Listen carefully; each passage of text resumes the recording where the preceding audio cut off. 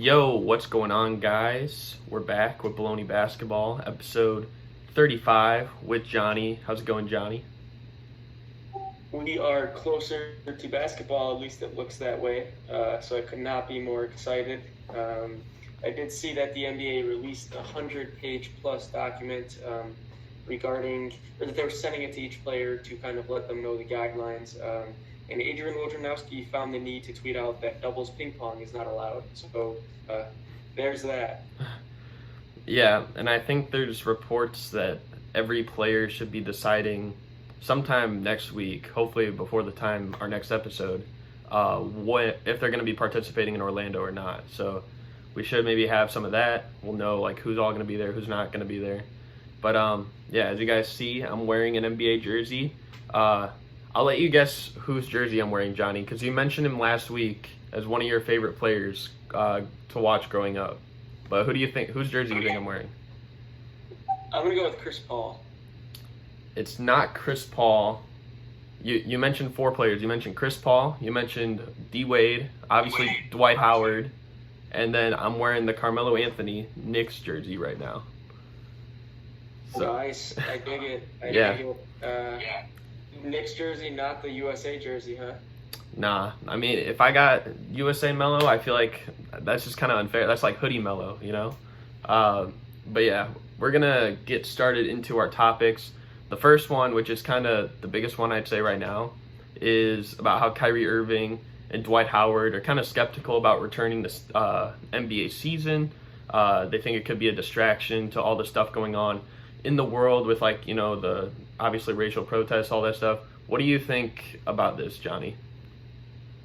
Yeah, so for those of you guys wondering, as Garrett said, this is because they feel it would be a distraction towards the racial injustice. This is not them expressing their concerns over COVID. Personally, I can't knock them for doing it. If that's what they feel is right, then they should express themselves. I'm not in a situation where I understand everything that they do, so I don't have the ability to sit here and slander them. I've seen a lot of people throw slander towards Kyrie, and to me, that's not the right thing to do. He's not trying to get the season canceled so LeBron doesn't win. He's trying to get the season canceled so that they don't take away from trying to solve and finish this racial injustice problem that's been around for so long. Yeah, I wish we had like more closure, I guess, on Kyrie's side, because there were also reports about him like talking in the Nets group chat about like starting like their own league or like playing like their own style of games, whatever. I don't really know.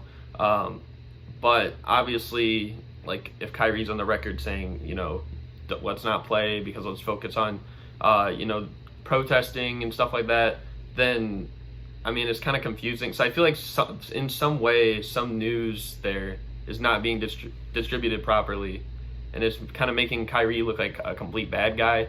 But I think there are good things to if the NBA came back as well, because it could provide a good distraction in the sense where it's like we're not focusing about all like the racial stuff, and then, you know, it takes our mind off of it in a sense. But I can understand where him and Dwight Howard and other guys like Rajon Rondo, I believe, as well, Lou Williams, I can understand where they're coming from, but I see like both sides of it.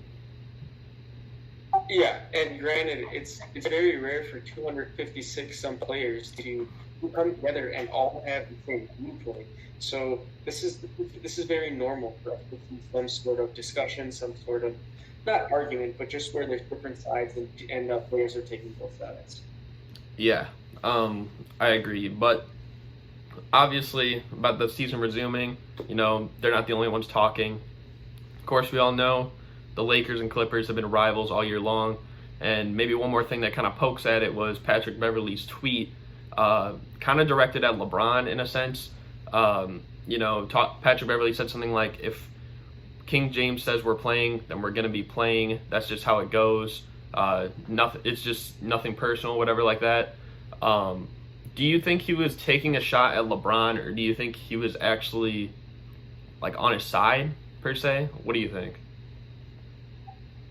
I think it could be a combination of both, as weird as that sounds, because I think it's true.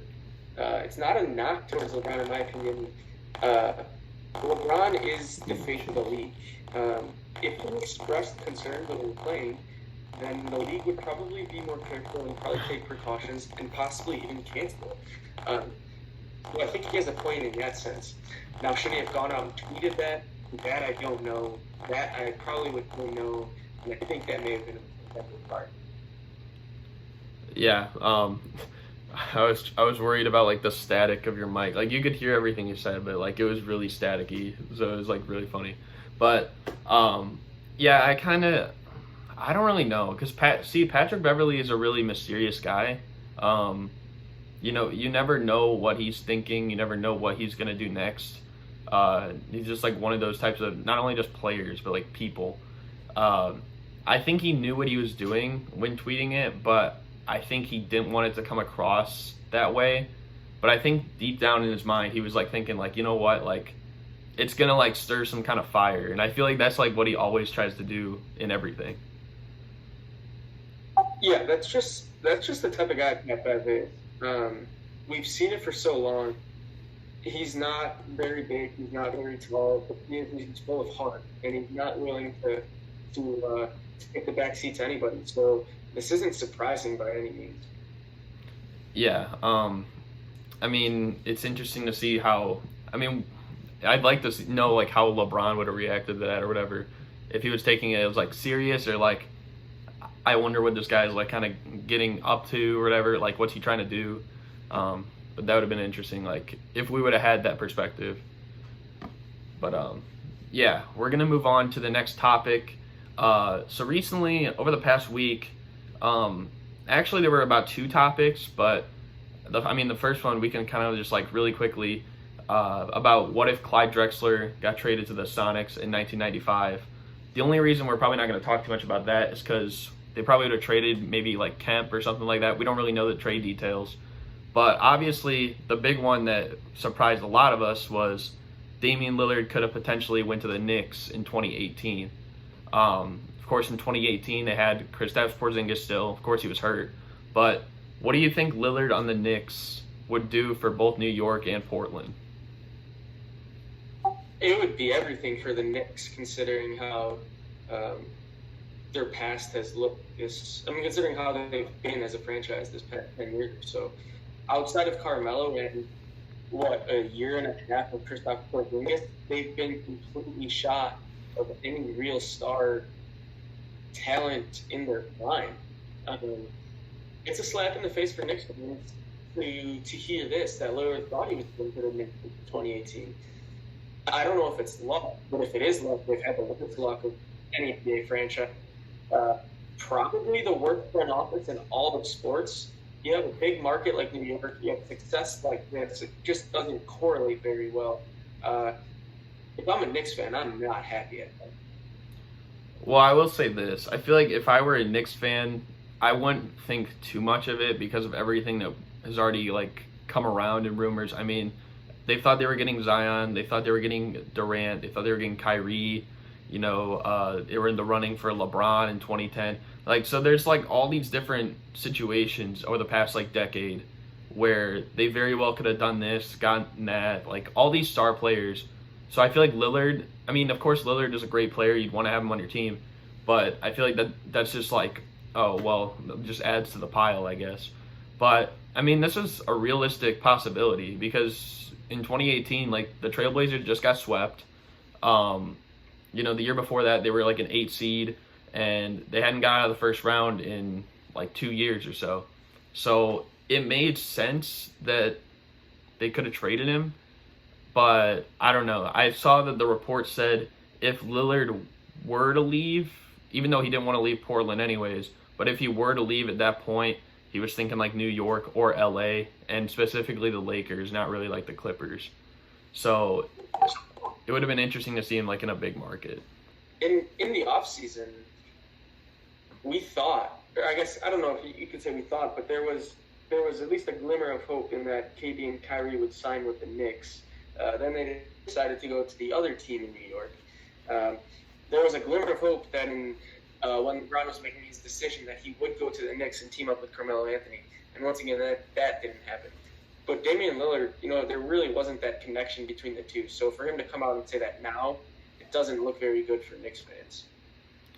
Yeah, I mean, I can understand that for sure, but I don't know. It would have been interesting to see. Of course, it wouldn't have been probably too much of a different situation. I mean, what did the Knicks have like 2 years ago other than like Kristaps? It wasn't really much. But yeah, I mean, we can pretty much move on to our next topic, and it's like another start bench cut, but we're not doing players this time. It's basically teams, and it's the young cores of each team, and we're basing it off potential for the future. So, of course, we have the New Orleans Pelicans, Zion, Lonzo, Brandon Ingram. You have the Dallas Mavericks behind Luka and Porzingis. And then you have the Nuggets behind Nikola Jokic, Jamal Murray, Michael Porter Jr., all those guys. What would your order be for this? So I'm going to go Mavs, Pels, and then Nuggets. It comes down to Luka Doncic for me. If you guys have been listening for a while, you guys know how high I am on Luka.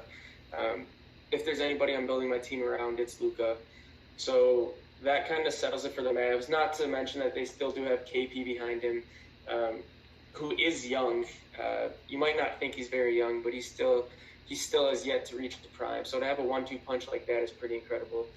In terms of the Pelicans, you have Zion, you have Brandon Ingram, you have Lonzo, you have Josh Hart. You just have a bunch of guys, and I'm pretty sure Zion's going to be really good. Brandon Ingram's already shown what he can be, so I don't have a reason to believe that at least 2 or 3 of these guys won't click.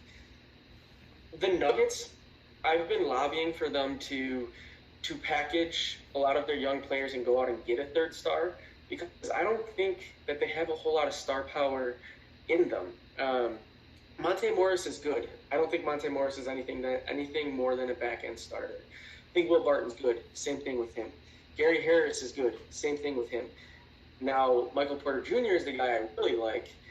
Injury concerns are there, so you got to be wary of him there. I don't include Nikola Jokic in terms of that whole young part, in terms of the future. So for me, the Nuggets duo in terms of future is Jamal Murray and Michael Porter Jr. And I just don't think that stacks up with Luka, KP, and Zion, Brandon Ingram.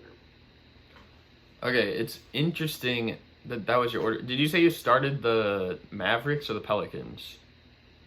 I'm going to go with the Mavs. Okay. I think we're going to have probably the opposite. First of all, I'm going to start the Nuggets. And I'm going to start the Nuggets because they have so many guys, like probably 1 through 12 guys that are going to be there for the foreseeable future. The only one you could probably question is Paul Millsap. But they have so many other forwards as well, like Michael Porter Jr., Jeremy Grant, Will Barton, Torrey Craig, all those other guys. So they got guys that'll be there for a long time. The other thing that really I'm thinking about is coaching. And I'm looking at the Pelicans and Mavericks coaches, which are Alvin Gentry and Rick Carlisle. Those are 2 of the oldest coaches in the league. And Mike Malone is, I believe, one of the younger coaches in the league. So he's probably going to be there for the whole time that Nikola Jokic is in his prime, Jamal Murray's in his prime. We don't know about these other teams. The next 2 is tough. I would probably say the Pelicans, though, bench, and then the Mavericks cut, which is really tough because the Mavericks have more star power right now with Luka and Porzingis. But the Pelicans, they give me a vibe similar to like the Oklahoma City Thunder, where it's like they have 4 or 5 guys that are like so elite in the starting lineup. Obviously Zion, they have Lonzo, they have Brandon Ingram. Right now they have Drew Holiday. I don't know if he's going to be there like forever, obviously. But I don't know. It's really tough. I feel like you could go either way. Both have solid benches. Actually, I believe the Mavericks have a better bench right now. But they also have a lot of veterans. So it's tough. But I think starting the Nuggets was actually probably the easiest one for me, actually. So I guess for me, here's another reason why I leaned Mavericks and Pelicans over the Nuggets. Because if these teams don't make a move in the future, I think that the Mavericks will be the best team. I think Luka and KP can develop into a championship team while adding spare pieces on the side. The Nuggets, as they are currently constructed, by the time Michael Porter Jr. gets to where he needs to be, is Nikola Jokic still in the league? Is Jamal Murray still? Jamal Murray might be leaving his prime at that point. I don't think that the Nuggets are. I think the Nuggets are too far off in terms of timeline. Jokic, like I just don't think that. I don't think that Michael Porter Jr. will become good enough in terms of time.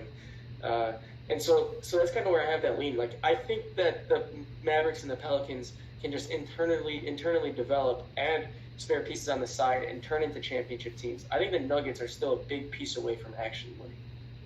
I don't know. I personally disagree with that. I think Michael Porter Jr. is going to develop in time. I mean, how old's Jokic? Jokic is what, like 25 or so? So I think within probably the next 2-3 years, I think Michael Porter Jr. is going to take that step. Of course, that's Wait, what did you say? Is Jokic that young? Yeah, I don't think he's that old. He's only been in the league for he's only played like 5 years or so. I know he's. Yeah, so I could see that. I mean, I'll take a step back on what I just said. There is a realistic possibility that Jokic, Jamal Murray, and Michael Porter Jr. can develop a pretty solid trio in the next 2 to 3 years. Yeah, so, I mean, I don't know. And I think that's a solid big three there. I mean, if Michael Porter's anything like we thought he would be when he came out of high school, then I think they're pretty much set. But, of course, we have to see. This is all just, potential in 2020. So, we don't know, what's going to happen. But we're going to progress here to the next one, which is another career comparison. We did, Yao and Dwight last week. We've done a bunch of other ones over the past few weeks. This one is James Harden and Allen Iverson. And do you want to start off, or do you want me to start off on this one?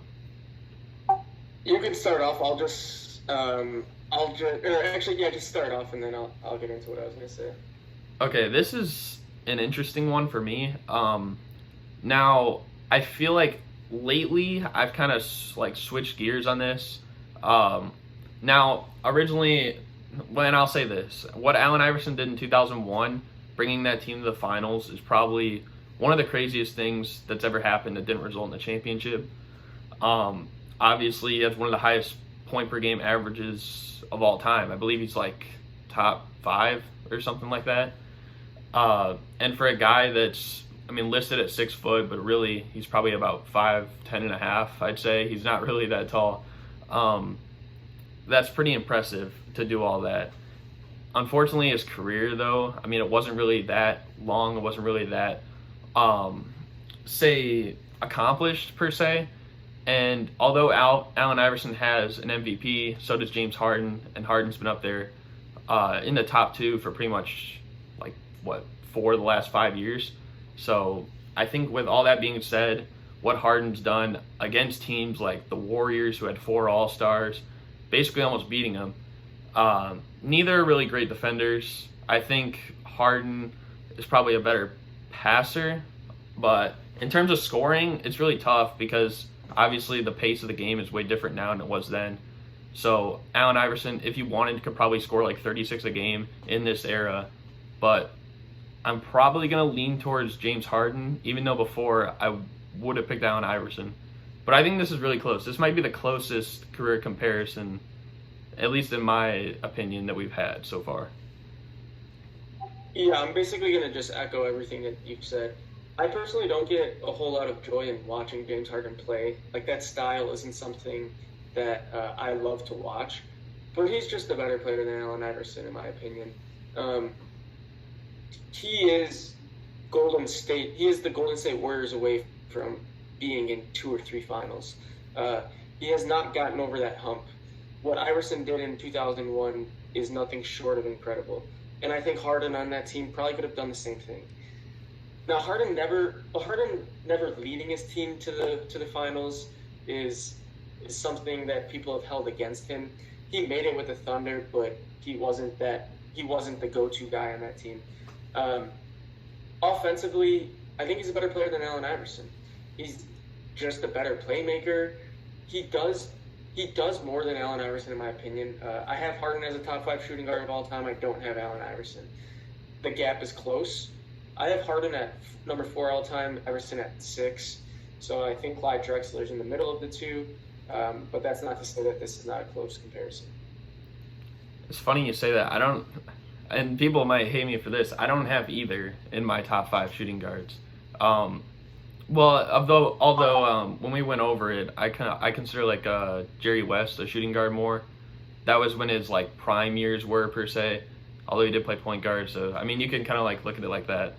But yeah, I mean basically what you said. If I had to pick the best moment between both of them's careers, probably Allen Iverson leading that team to the finals. If I had to pick who I'd want to see in a game more, I'd probably pick Allen Iverson. But of course, Harden's just accomplished more. And I think he's in his, 11th year right now. I can definitely see him playing longer than the 14 years that Allen Iverson did. Especially when like the last 2 or so years of Iverson's career were kind of not really the Allen Iverson of the prime days per se. So I don't know. I'm going to have to take James Harden on this one. Yeah, give me Harden's full body of work over Iverson's special moments here and there. Yeah. So we're going to move on to the next topic, which is the top 5 defenders of all time. Now, when I picked this topic, I thought it would be easier than I gave credit for it. I have a ton of guys that I was considering. I don't know if you want to go first or you want me to go first. Yeah, I guess I'll go first. I didn't. So I guess I'll give you this caveat. I kind of went with the top defender at every position of all time. Because if I didn't do that, I feel like I'd gravitate towards bigs a lot more often, and I'm not so sure that that's a great representative. So I went with Gary Payton at point guard, and I didn't really think that was entirely close. I went with Jordan at shooting guard, once again, not entirely close. 9-time All-Defense, Defensive Player of the Year. Pretty tough to beat that. I went with his counterpart, Scottie Pippen, at small forward. Now, once you get to power forward and center, there's discussions to be had. But I lean Kevin Garnett at power forward. Kevin Garnett in his prime was a freak, a specimen. Not really many words to describe him. And center, actually, I went with Bill Russell. I think a lot of people might not really give Bill Russell the credit he deserves. I don't know if you've seen the videos that leaked of him playing and how athletic he was, but he could have been in the high jumps in the Olympics, in the high jump competition in the Olympics. Instead, he decided to play basketball. The guy's a freak athlete. Yeah, and I mean, obviously, I listed like just my top 5 in general. But it's funny you said Bill Russell because that's why at first. I think that a lot of people don't really give credit for how athletic he was, how fast he was for a center that size. And his defensive win shares all time are just like insane. Like they blow everyone else like out of the water pretty much. But I have him number 1. Number 2, I have Dennis Rodman. I think he's arguably the best on-ball defender that we've ever seen. And he's one of the most tenacious players in NBA history as well. 3rd, I have Michael Jordan. Like you said, it's tied for like the most all defensive first teams in NBA history, defensive player of the year as well. 4th, I have Hakeem Olajuwon, and this is really close between him and my 5th guy, which is Gary Payton, because Gary Payton also made the most first team all defense ever. But Hakeem Olajuwon, I don't know, I feel like he pretty much could do just about anything. One of the best off-ball defenders, I'd say, in NBA history. And I mean, the dude averaged like a ton of blocks per game as well, so you got to consider that. Like I said, 5th, Gary Payton, the glove. Pretty much self-explanatory. If I were to make a lineup, I'd probably include Gary Payton, Michael Jordan. I'd have Scottie Pippen at the 3. The 4 is tough. I'd probably lean toward maybe Tim Duncan. And then at center, I'd have Bill Russell. But some other people that I consider, obviously, you said Kevin Garnett, Kobe Bryant, I considered Sidney Moncrief, Ben Wallace, Dikembe Mutombo, and Walt Frazier. I feel like a lot of people sleep on how good of a defender Walt Frazier was. Yeah, the list goes on and on. But I don't know. Dennis Rodman, to me, is more so known for his rebounding than he is his defense. I think Kevin Garnett is suited to go Dennis Rodman is, and that's kind of why I went there instead. Well, I will say this. I don't know if Dennis Rodman ever had necessarily the toughest matchup, or not all the time really. But I feel like he's probably one of the more motivated players in NBA history that he would not back down a challenge. So that's why I got him up there. I mean, even other players that played alongside him, like MJ, like Scotty, are over here crediting his great on-ball defense. I mean, we saw it in The Last Dance as well. So I don't know. I have him up there. I think he's definitely top 5, top 10 for sure. It just depends how you look at it. And really, when I was making this list, I mean, these guys could be interchangeable. You can make an argument for Hakeem Olajuwon at number 1. You can make an argument for Michael Jordan number 1. You can make an argument for Gary Payton, not even in the top 10, even though he is the glove. So there's different ways that you can look at this. But yeah, this is just like the 5 that I picked when I was looking at it yesterday, trying to like decipher who would be where. Yeah, I'm not sure that there is a right or a wrong answer anywhere here. Yeah, and it was definitely tough. But that's pretty much going to close out the show. I feel like this is a pretty quick one, but I think we also got a lot of our takes in. A little bit more of a chill show, I'd say. But any last thoughts, Johnny?